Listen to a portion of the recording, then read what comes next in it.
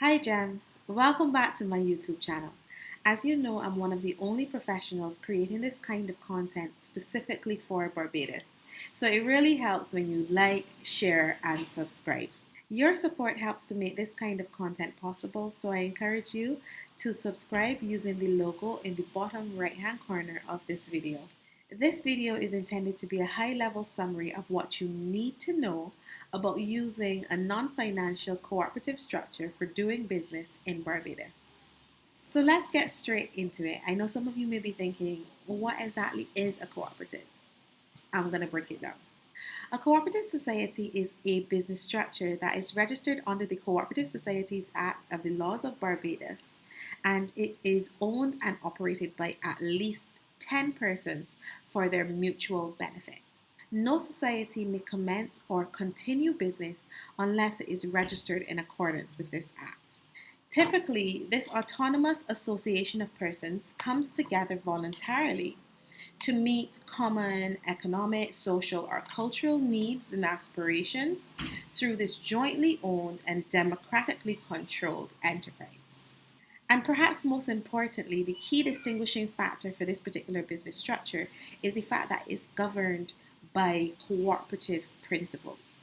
Now, if you're wondering what exactly are cooperative principles, these are set out in section 4 of the act that I just mentioned. And they include things such as no member or delegate gets more than one vote. The business of the cooperative must be carried on primarily for the benefit of its members. And it also covers things such as how the surplus or profits generated from the operations of the business can actually be used. There are many more cooperative principles than can be covered in this video, so I encourage you to consult the Cooperative Societies Act and my Getting Started Barbados Cooperatives course for full details. As mentioned before, you need at least 10 persons to start a cooperative, and the minimum age is 16, unless of course you're dealing with a junior cooperative. Cooperative societies may be financial, which we commonly refer to as credit unions, or they can be non-financial, such as agricultural cooperatives, fisheries cooperatives, taxi cooperatives, renewable energy cooperatives, and the list can go on and on. Barbadians are a lot more familiar with financial cooperatives, and they don't use non-financial cooperatives as a business structure as much as they arguably could, which is one of the reasons why I specifically included co-ops in my Getting Started Barbados business courses. In essence, cooperatives are specifically structured for working together and pooling resources. In addition to this, there are a number of clear advantages that make cooperatives an attractive option for groups of persons looking to do business together. For example, cooperatives are easier, more affordable, and quicker to set up than some other alternatives. It's also really important to note that the liability of members of a cooperative is actually limited to the amount of money that that member would have put into the cooperative. The cooperative is also a separate legal entity, so it has a distinct legal personality from its members, which can be very important. Therefore, it is responsible for its own debts and obligations. Another important feature is that each member has an equal say in the affairs of the society. Another major advantage of the cooperative structure is that the cooperative's income is exempted from corporate income tax. So, for example, if you have a cooperative that is owned and operated by a particular community, the earnings of that cooperative can be kept within the community and directed by its members, where members would only pay personal income tax on what they actually receive. And more so than other structures, cooperatives actually receive considerable support from their regulator. So the registrar and his cooperatives department provide support in terms of training, any clarifications that are necessary, additional information, and in some cases, access to limited financial support. Having said that, it is equally important to appreciate the demands and possible challenges that come with the nature of the cooperative as a business structure. such as the perhaps obvious fact that a cooperative requires cooperation, a shared vision, and the ability to work effectively together. This can be challenging for many people, especially working with such a large group. Remember, cooperatives require at least 10 people. So I do recommend that a special effort be made to create systems that encourage members to be fully engaged and equip them with the necessary support, skills, and resources to be able to make strategic decisions as well as to navigate any conflicts which may arise.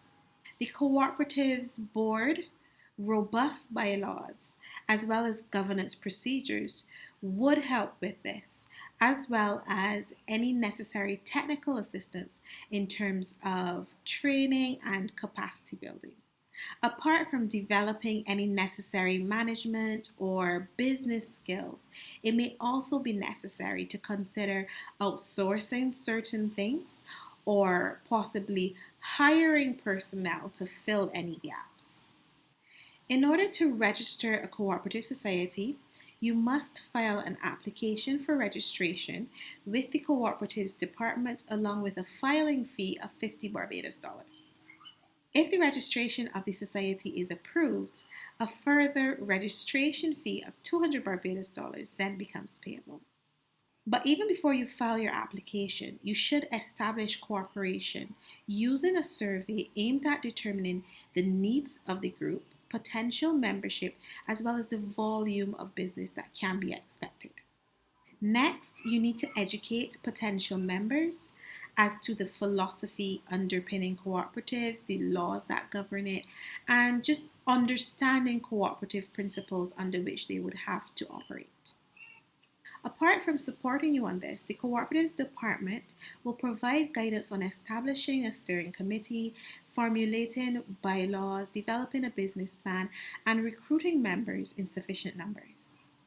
As it relates to the National Insurance Scheme, a cooperative would only need to register if it has contracted employees, for example, a driver, an accounts clerk, a secretary, etc.